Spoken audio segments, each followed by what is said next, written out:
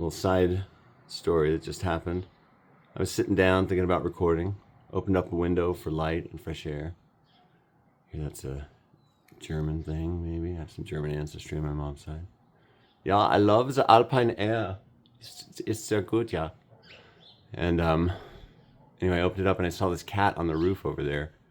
And it was meowing for help. It was a little cat with a collar on, little tabby, so cute. Took a picture. And I need to keep the camera up so I'm not like filming my neighbor's window. Anyway, so I walked around to the other side of the building. This kitty was like looking into my soul and asking for help personally. It was so obviously communicating that to me, looking right at me, mewing these little plaintive mews. And I just happened to open my window directly across from it on that roof there next to that AC unit. So I walked around to the other side. It was a while. I walked through some very interesting neighborhoods, saw some very interesting gang graffiti. Where do I live? And I got to this bus stop on the other side of another row of apartments. This is a wild area I'm living in. It's all apartments around cul-de-sacs and so on. I've never lived in a place like this. It's kind of fascinating. And anyway, I found where the cat was. There was this lady with some face tattoos hanging out in the parking lot. And I met her, a neighbor named Shy. She seemed pretty cool. And she helped me find a board, and we put a board on to the roof, and the cat walked down, and I grabbed it by its scruff. And then it went running off. But it had a collar, so hopefully, it knows where to go. Anyway, what, me, a hero? Ah, not me. Well, maybe. I just did what any upstanding citizen would do. No, the truth is, when I help kitties out, it's involuntary. I love them so much. I love the kitties. I'm reading that light book right now. It's a reread. That book's awesome. Its descriptions of light are chill. They give chills. Excellent, excellent. And I'm going to do a February read of just the secret share from this book, and I'm going to read it every month of 2025 and gain deep insights and do additional research around it and become an expert. I did that once with Holy the Firm by Annie Dillard, and it was amazing. I learned so much, arguably too much. Maybe you shouldn't look into nonfiction that deeply. I think this could be a special award that I got from a thrift store. Albuquerque Dust Devils Dungeon Cross Country, 7th place. I'm like, why bother? That's so hilarious. 7th place, Reverend. I'll give this to my favorite works. Congratulations. Great work, old friend. You earned this. Wear it with pride. Yes, wear it with pride. Well, I always love an awards show. The glitz, the pageantry. Let's look at these. Oh, but I got the best idea for a nonfiction essay that could be a chapter of my book 2, of my book that I'm working on. I had to split it into 2 parts, but Cervantes did that with Don Quixote, and Art Spiegelman did it with Mouse. It's normal. Sometimes big maximalist works take a lot of time. Get off my back, America. No, I'm just kidding. But it does make me defensive. People are like, how long is your book? I'm like, 4,000 pages. They're like, in 2 volumes? It's 2 giant books. I'm like, yeah. Whatever. If a publisher really wants to break it up or something, we can have that conversation. But and it's not all text. There's tons of visuals and white space and poetic-like stuff and visual experimentation. Tons of visuals. There's chapters that are zines. There's a chapter that's a comic book. There's a chapter that is a short story collection illustrated with photos. There's a chapter that's visually formatted to mimic the shape of a hill. There's a chapter that's formatted as a book of scripture, a chapter that's formatted as a joke book. There's a chapter whose sections word counts equal the angles of a pentagram, and the pentagram is a theme throughout the whole thing. So it's 5 groups of 3, and each of the 3 have an identical percentage to the angle of the inside of a triangle. I was really into this literary movement called Oulipo at the time, and though I was doing experiments like that before I heard of them, but I got into them because I'm like, they get me. And they're doing structural experiments with word counts and just all sorts of fun. There's so much you can layer into your work that benefits the rereader, that benefits having a relationship with your work. And that's what you want. You want your work to live on and really connect with people. And that means making things for everybody. Think about Shakespeare writing for the groundlings and the educated, the highly educated. You had to have the range of things. And I feel that way with work. And I think that's why Dostoevsky layered his stuff with so many different sorts of writing. He's thinking like the historical, the scientific, the social, the spiritual, the whatever, and, everything always meant something. And that's just such good writing. But I have this idea for a chapter of book 2. And it would be, so do y'all know what a parasocial relationship is? It's like the relationships we all have with the creators of work we love, or actors, or whatever. It's singers. It feels very real to us and meaningful, and I think it is. But it's kind of one-sided. Like Whitney Houston talks in interviews about just people coming up and just breaking into tears, crying because they love her so much, and she's like, "Nice to meet you." But the parasocial relationship is an interesting thing, and I was thinking about the press conference with the Beatles that's in this book right here. Tomorrow Never Knows by Nick Brommel. This is a very good book about rock and psychedelics in the 1960s. Excellent. But there's a scene in here where the Beatles are asked, why do you, or how do you think the public regards you? And I think it was John Lennon who was like, well, that's a better question for you to tell us, because you're outside of us perceiving us. So I'm thinking about parasocial relationships a little bit. And I was thinking, once I've had this channel for a couple of years, maybe, or a year or two, and if people have been following along with it during that time, may I be so fortunate, then it would be really cool to interview some of the people who have been following along during that time and find out, like, what's your idea of like who I am? Like interrogate a parasocial relationship essentially, and also transform it just by having that conversation. No longer parasocial. Interesting. Just something I was thinking about. But, when you immerse yourself in these worlds of words, it's all about, you're just going to have ideas coming at you nonstop. I think it's such a fertile ground, the hum of a library, or genius, as Brian Eno calls it, the collective genius of just being around minds, That's why we have book collections, I think. I don't want to fetishize any sort of materialism or anything like that. I'd be like, you got to own this stuff, but there's a physical component to books that kind of makes sense to have it. Sometimes you might be preserving something that needs to be preserved, just having it in your collection. Think about Fahrenheit 451 and that book and how valuable books are, and people memorizing them just so they don't get forgotten. It's like so cool. As was Truffaut's movie of it, with no script on the screen at any point, no writing, even all the credits spoken. That was so cool.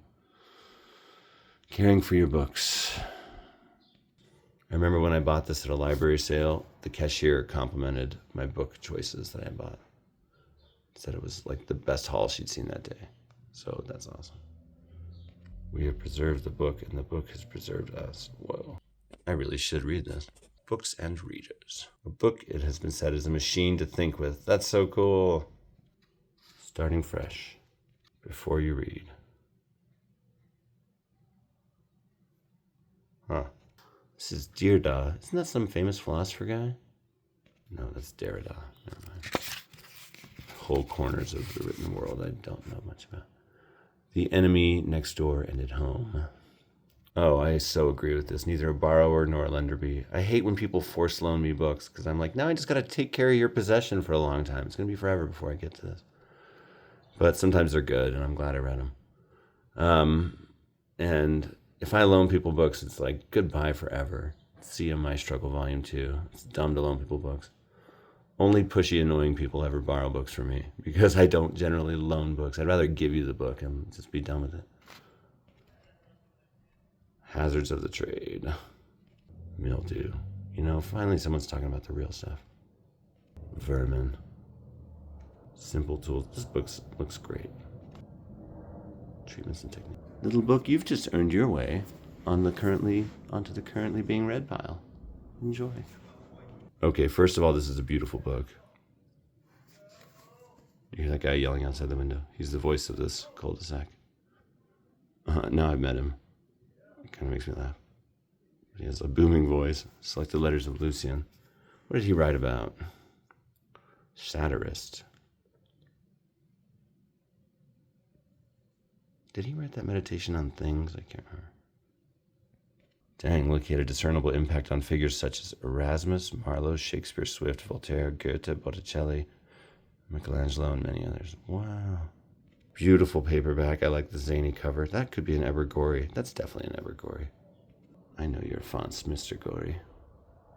Bad bit of water damage.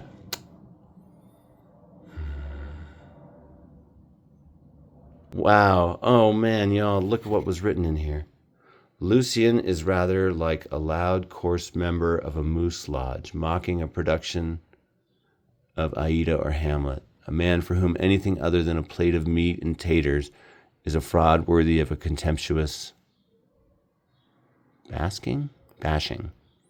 This stuff is asinine. I think you spelled asinine wrong, but interesting. That person got nothing out of this. That gave me real student forced to read this vibes. Like, you got nothing out of this? Lucian's genial mockery. I say read all the old stuff you can, you know? When I go to Coas Books in Las Cruces, it has my favorite paperback antiquities section in the state. And I'm always happy when I end up there. I just pretty much buy one of everything in their antiquity section usually, because I want to know. Oh, Anne Frank, Anna Franca. Delightful. You can go on YouTube and see a video clip of her leaning out the window as a wedding parade goes by. Crazy. It's her. What a vivid writer. What a great book. Unbelievable that she was only 15. Really doubles the tragedy because she was a mega talent. What a great, attentive, detailed, descriptive writer. This book's a masterpiece. A deserved classic. She captures the whole fraught atmosphere of these arguing families hiding in this space, threatened with death. It's a tragedy. Her sister, Margot, wrote a diary too, but it was lost. Her older sister, I wonder how that would have been. Maybe the talent man in the family. Still would have been interesting. I don't know if kids still read this these days, but they sure should. Gotta love a slim book. Sigmund Freud, The Ego and the Id. You know, good for you, man, for thinking about thinking. It's pretty cool. I had a whole chapter in my early 20s, maybe even before then, of just reading all the classic psychoanalysis stuff. Why? My young self was like, I must understand the mind. Haha. Nerd alert. Good old Norton. Man, anywhere, whatever beautiful design and worthwhile reads are, there I'll be. That's Norton. Good, yeah.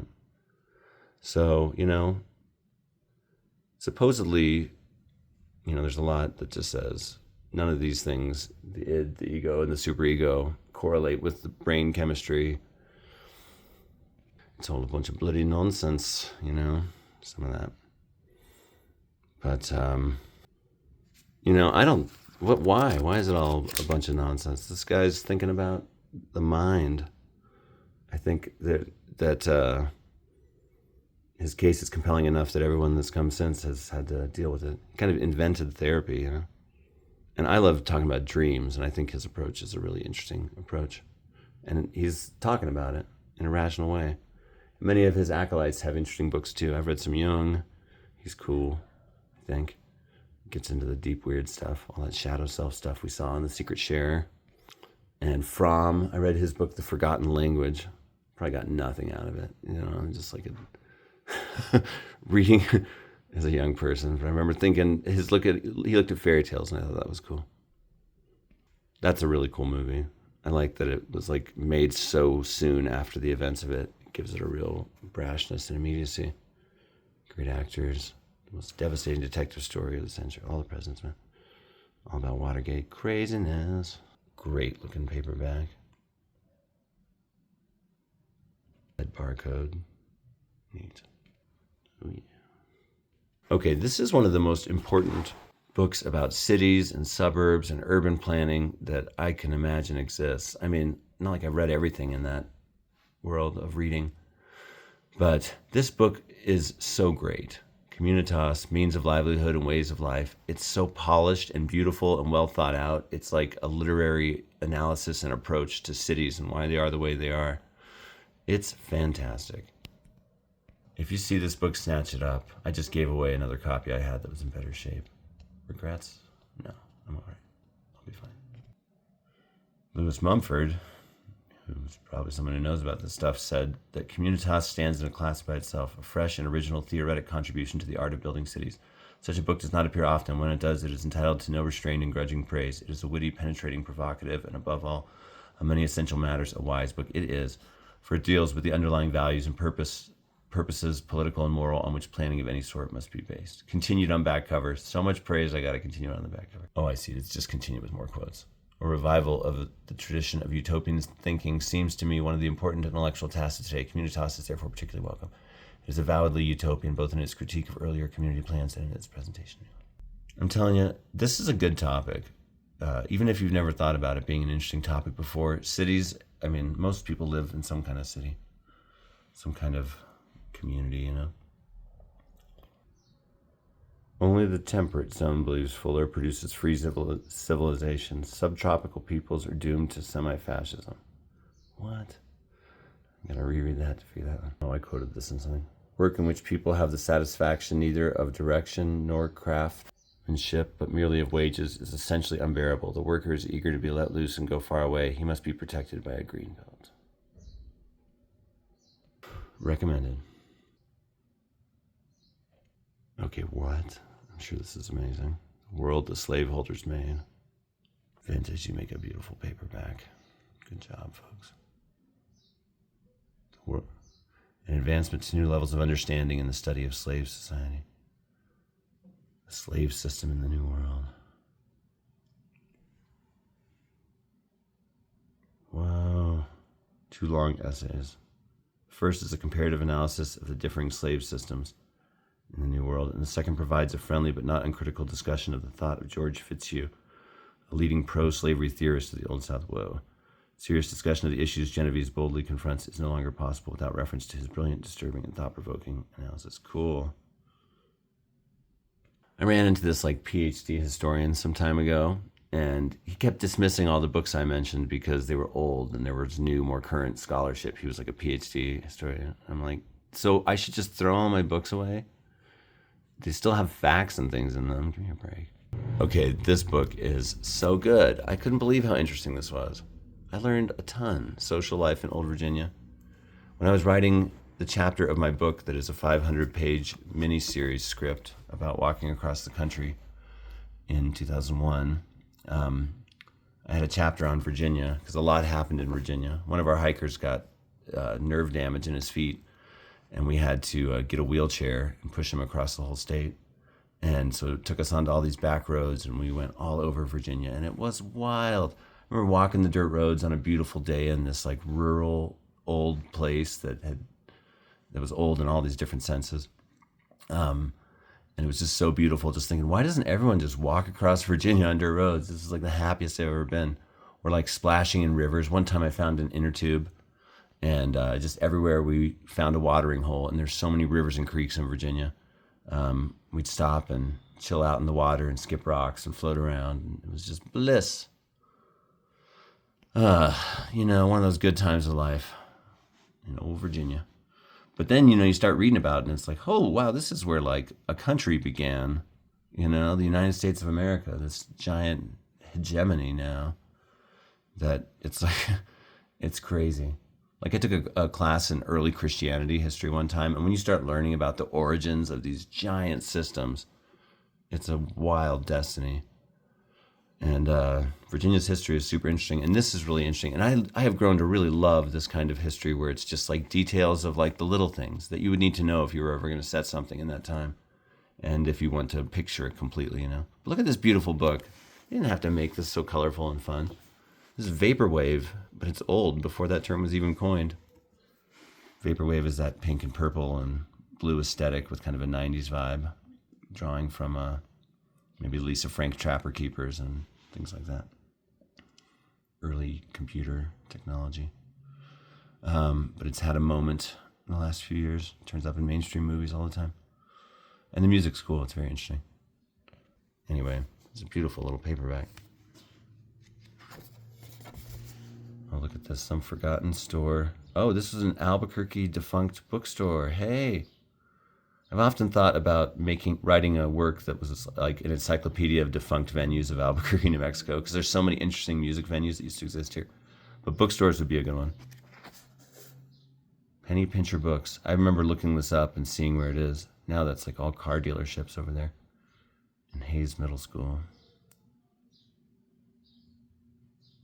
Circa 1991, I wrote there in pencil. This is a 1965 book. I think I love 60s paperbacks.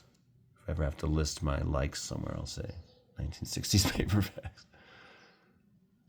I think they're pretty. Oh.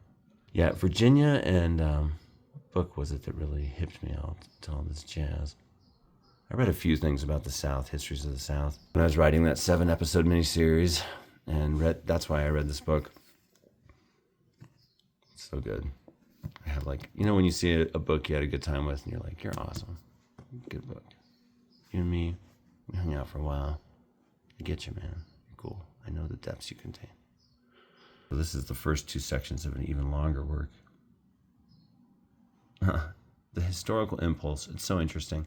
But I think at the root of it is the same thing that's at the literary impulse, and that is like to endure.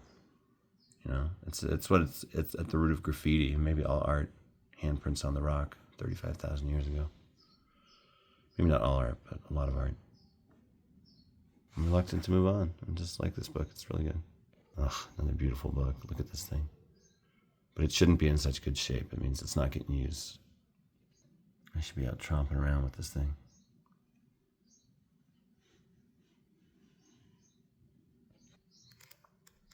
Oh, beautiful. It's got illustrations, but only with green and black ink. I like that.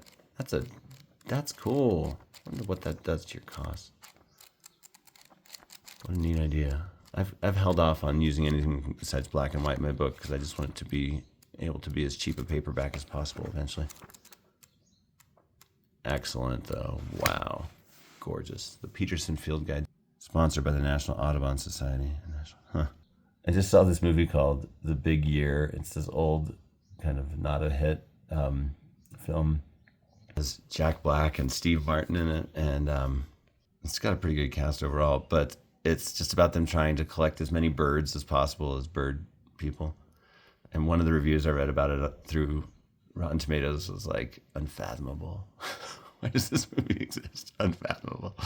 It's really funny. Okay, sudden gear shift. Weep Not, Child. The novel of a Black Kenyan family tragically destroyed by divided loyalties in the days of the Mama Wars. A skillful work of art. Pretty well-made book. Striking cover. Who was yelling outside? James Ngugi was born in Kenya in 1938. He's written for the Sunday Nation in Nairobi and is the author of 2 more novels and a play he teaches at Makerere College, Kampala, Uganda. Hey! My sibling, my younger sister Jess, who was formerly my younger brother Jeff, lived in Kampala, Uganda, and I have so many stories from that place. I wonder if that's why I picked this up. I mean, just from him, now her.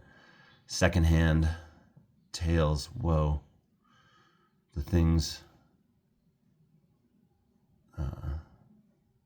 my siblings saw were wild and great too. Really had a wonderful musical time there, playing music with, sharing songs with everybody, and my sibling is a brilliant musician, like a genius, I think. But this looks like a really moving and interesting and worthwhile book. I'm always trying to read more things from other places, get a sense of the world we live in, broaden my scopes of existence, One time when my sibling was there, somebody ran over a little kid right nearby and then just kept on going. Everyone ran out crying, and it was like, horrible. I mean, that could happen anywhere, but apparently life was pretty cheap there sometimes.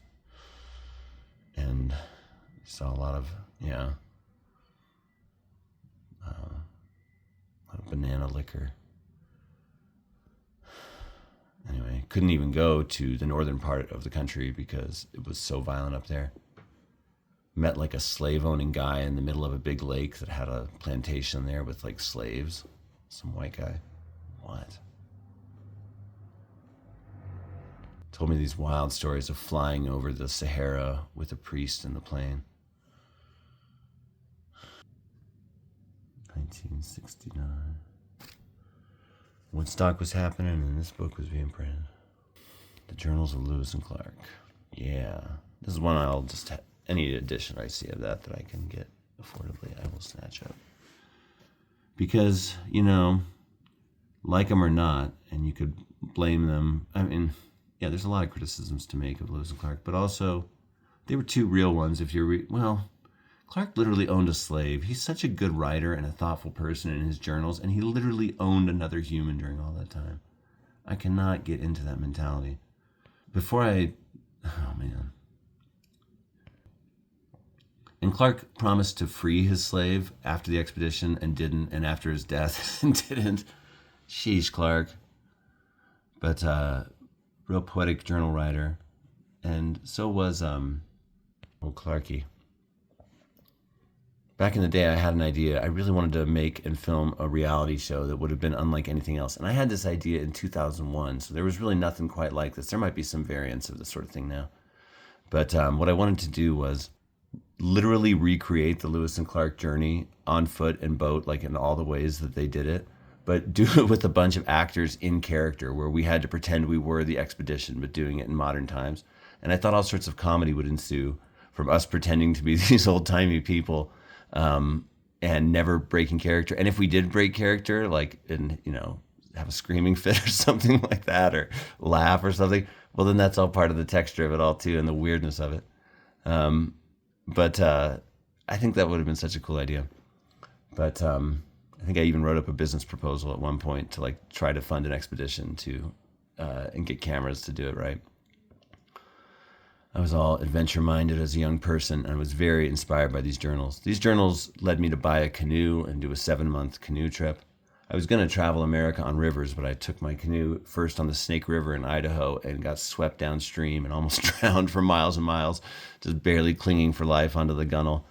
And once I got all the water out of my lungs, like 2 days later, I decided I was going to do like a flat water trip. And so I canoed around the circumference of Lake Powell. I was going to do Hudson Bay, and I still think about doing that someday. But Lake Powell seemed so beautiful and amazing, and it had this interesting controversy at the center of it that I could study in an area that felt connected to, and that it turned out I did have family history in. And so that was worthwhile. But I was very inspired by this book, by Into the Wild, by a story in Paddler magazine about these two friends that canoed from Medicine Hat, Alberta to Brazil.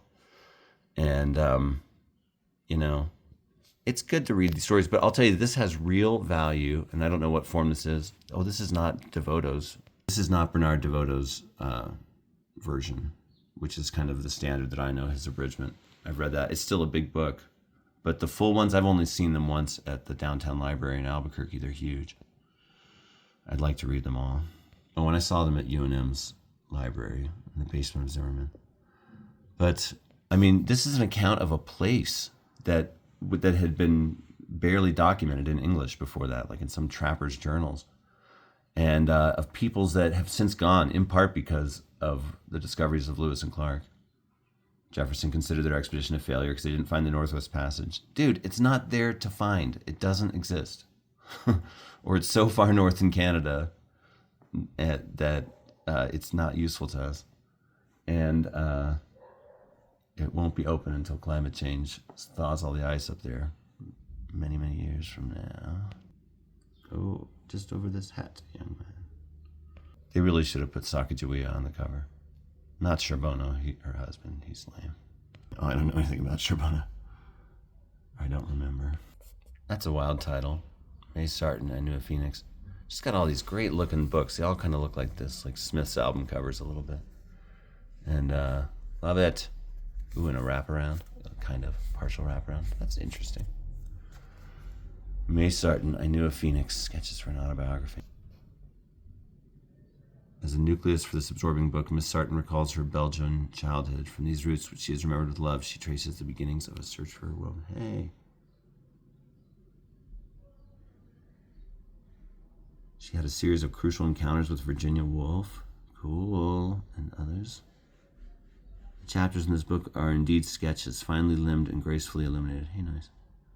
While Miss Sarton talks to us, we feel as though we were wandering through a cultivated landscape in the early afternoon of a summer's day with twilight far in the future. I love when you can tell that, like, a work woke up something poetic in a reviewer. They're like, I want to do that too.